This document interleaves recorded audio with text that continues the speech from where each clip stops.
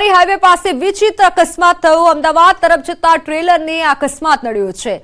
એંધલ ગામ પાસેથી પસાર થતા ટ્રેલર આગળ ચાલતા ટક્કર અકસ્માતમાં ટ્રેલરનો ચાલક કેબિનમાં ફસાયો, જ્યારે સ્થાનિકોએ જહેમત ઉઠાવી કેબિન કાપી ડ્રાઈવરને બહાર કાઢ્યો। સદનસીબે તેનો જીવ બચી ગયો છે। અકસ્માત થતા હાઈવે ઉપર ટ્રાફિક જામના દ્રશ્યો સર્જાયા।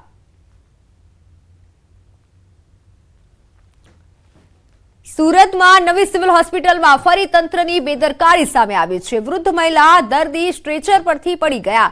સિવિલ કેમ્પસમાં સ્ટ્રેચર તૂટી જતા વૃદ્ધા પટકાયા। હોસ્પિટલ લઈ જતી વખતે આ ઘટના બની।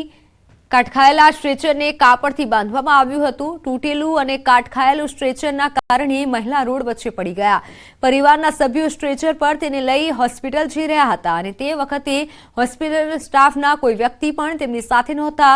મહિલાના બંને પગ સ્ટ્રેચર પર હતા અને બંને પગ ફ્રેક્ચર પણ હતા, તેથી સ્થિતિ કફોડી બની હતી।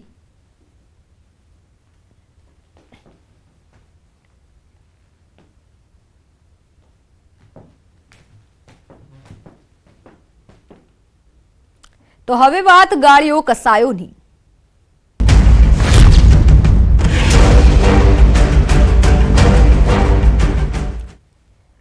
આપના ધારાસભ્ય ચેતર વસાવાના 3 દિવસના રિમાન્ડ મંજૂર કરવામાં આવ્યા છે। ધારાસભ્યએ કોઈ પણ તકલીફ ન પડે તેવા સૂચન સાથે કોર્ટે આ રિમાન્ડ મંજૂર કર્યા છે। ચેતર વસાવાને આજે કોર્ટમાં રજૂ કરાયા હતા। ડેડિયાપાડામાં વનકર્મી પર હુમલો અને ફાયરિંગના કેસમાં આત્મસમર્પણ કર્યું હતું।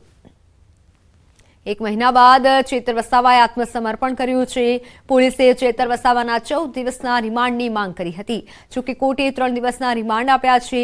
વનકર્મીને મારવાના ગુનામાં 1 મહિનાથી ડેડિયાપાડાના ધારાસભ્ય ચેતર વસાવા ફરાર હતા। ચેતર વસાવાએ આગોતરા જામીન માટે હાઈકોર્ટમાં અરજી કરી હતી, પરંતુ અરજી ફગાવી દેવામાં આવી હતી।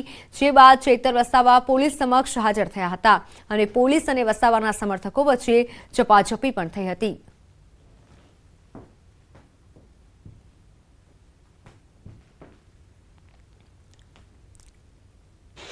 આ પોલીસના રિમાન્ડની માંગણીની સામે માનનીય ધારાસભ્ય ચૈતરભાઈ વસાવા તરફથી વકીલ તરીકે અમોએ પક્ષ રાખ્યો અને બંને પક્ષની દલીલો સાંભળ્યા પછી નામદાર ડેડિયાપાડા કોર્ટે 18 તારીખે બપોરે 12 વાગ્યા સુધીના રિમાન્ડ મંજૂર કર્યા છે।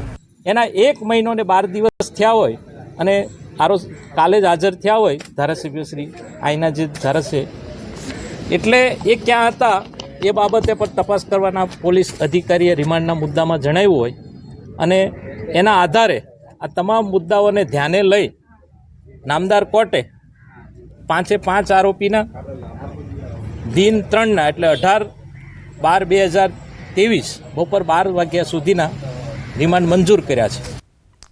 તો સુરત એરપોર્ટનું પીએમ મોદી કરશે ઉદ્ઘાટન। 17મી ડિસેમ્બરે પીએમ બનશે સુરતના મહેમાન।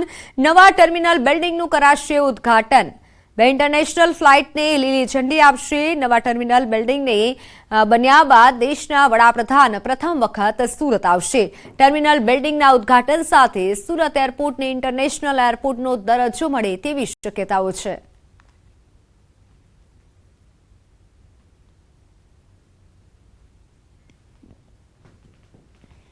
સત્તર તારીખે દેશના વડાપ્રધાન નરેન્દ્ર મોદી સુરતના મહેમાન બનવા જઈ રહ્યા છે। સૌપ્રથમ સુરત આવ્યા બાદ સુરતનું એરપોર્ટ છે કે જે એરપોર્ટના નવા ટર્મિનલ બિલ્ડિંગનું સૌથી પહેલાં ઉદ્ઘાટન કરવાના છે। સાથે સાથે સુરતના એરપોર્ટ કે જે અત્યાર સુધી ડોમેસ્ટિક ચાલતું હતું તેને કહી શકાય ઇન્ટરનેશનલ એરપોર્ટનો દરજ્જો મળે તેવી શક્યતાઓ છે, કારણ કે 17 તારીખથી સુરતથી દુબઈ અને સુરતથી હોંગકોંગની 2 ફ્લાઇટ શરૂ થવા જઈ રહી છે, જેની સુરતી લાલા આતુરતાથી રાહ જોઈ રહ્યા હતા। જોકે સુરત આમ ગુજરાતનું ઔદ્યોગિક નગરી છે। સુરત ઉદ્યોગના દ્રષ્ટિએ ભારતમાં સૌથી આગળ છે, ત્યારે ઉદ્યોગ સાથે જોડાવા માટે અને જ્યારે હીરાબુસનું ઉદ્ઘાટન 17 તારીખે થવાનું છે, 17 ડિસેમ્બરના દિવસને લઈને ખાસ કહી શકાય કે હીરા ઉદ્યોગને જો એરપોર્ટ ધમધમતું થાય તો વધુ વેગ મળે તેવી શક્યતાઓ છે। સુરતનું એરપોર્ટ નવું તૈયાર કરવામાં આવ્યું છે। કહી શકાય કે ટર્મિનલ બિલ્ડિંગને નવો રૂપરંગ આપવામાં આવ્યો છે, બિલ્ડિંગની ક્ષમતા વધારવામાં આવી છે, ઇન્ટરનેશનલ ફ્લાઇટો શરૂ થવાની છે। ત્યારે ચોક્કસ કહી શકાય કે સુરત એરપોર્ટ એક્શન કમિટી દ્વારા હવે સુરત એરપોર્ટને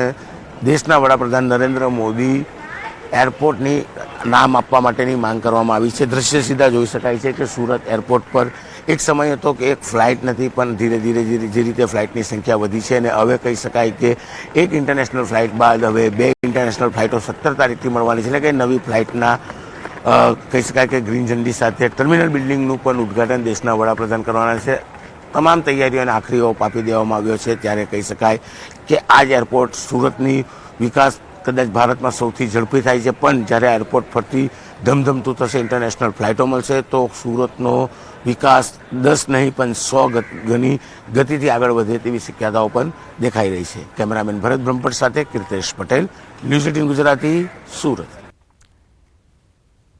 તો બીજી તરફ સુરત એરપોર્ટનું નામ બદલવા માટે માંગ કરવામાં આવી છે. સુરત એરપોર્ટ એક્શન કમિટીએ પત્ર લખ્યો. નરેન્દ્ર મોદી ઇન્ટરનેશનલ એરપોર્ટ નામ કરવા માટે માંગ કરાઈ છે. નરેન્દ્ર મોદી પીએમ બન્યા, એરપોર્ટનો વિકાસ થયો. 2018માં પણ નામ માટે માંગ કરાઈ હતી.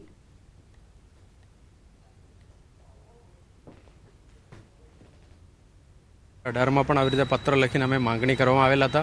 સુરત એરપોર્ટને શ્રી નરેન્દ્ર મોદી ઇન્ટરનેશનલ એરપોર્ટ સુરત તરીકેનું નામકરણ કરવા માટેનું અમારી જૂની માંગણી છે.